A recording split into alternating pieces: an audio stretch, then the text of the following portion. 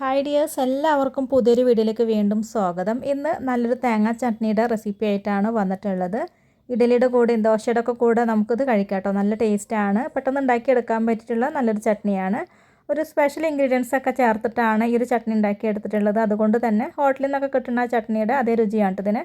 അപ്പോൾ നമുക്കിത് എങ്ങനെയാണ് തയ്യാറാക്കിയിട്ട് എടുക്കാമെന്ന് നോക്കാം.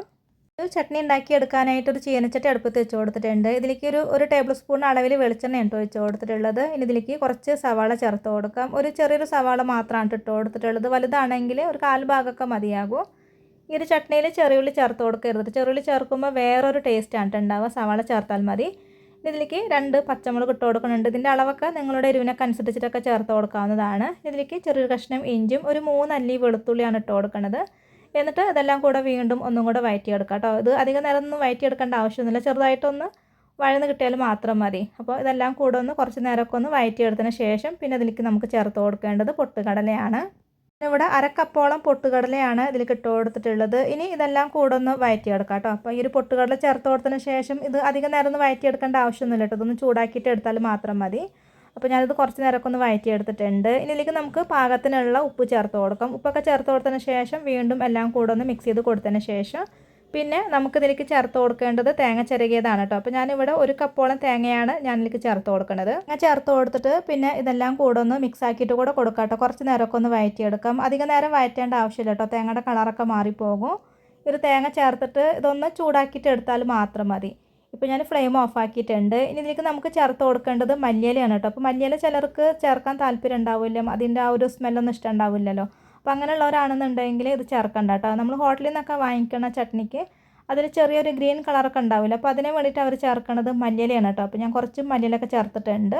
അപ്പോൾ ഇതൊന്ന് എല്ലാം കൂടെ ഒന്ന് മിക്സ് ചെയ്ത് കൊടുത്തതിന് ശേഷം ഒന്ന് ചൂടാറാനൊക്കെ ആയിട്ട് മാറ്റി വയ്ക്കാം.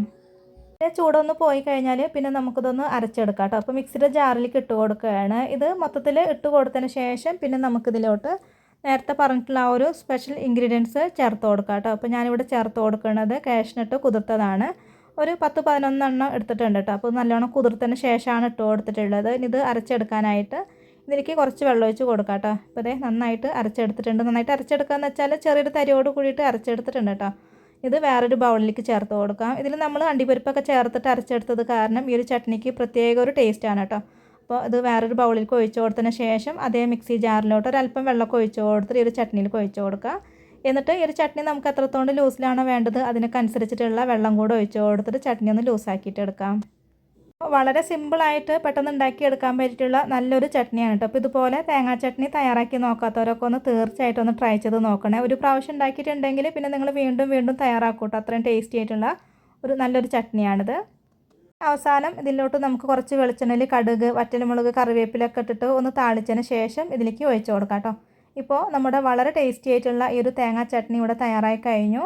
അപ്പോൾ ഈ ഒരു ചട്നി എല്ലാവർക്കും ഇഷ്ടമായിട്ടുണ്ട് എന്ന് കരുതുന്നു. ഉണ്ടാക്കി നോക്കിയിട്ട് അഭിപ്രായങ്ങളൊക്കെ അറിയിക്കണേ. ഇന്നത്തെ ഒരു വീഡിയോ എല്ലാവർക്കും ഇഷ്ടമായിട്ടുണ്ട് എന്ന് കരുതുന്നു. ഇതുവരെ വീഡിയോ കണ്ട് സപ്പോർട്ട് ചെയ്ത എല്ലാവർക്കും ഒരുപാട് നന്ദി. നമ്മുടെ ചാനൽ ആദ്യമായിട്ട് കാണുന്നവരൊക്കെ ഉണ്ടെങ്കിൽ ഒന്ന് സബ്സ്ക്രൈബ് ചെയ്യാനും പിന്നെ ലൈക്ക് ചെയ്യാനും ഷെയർ ചെയ്യാനും ഹൈപ്പ് ചെയ്യാനൊന്നും മറക്കരുത്.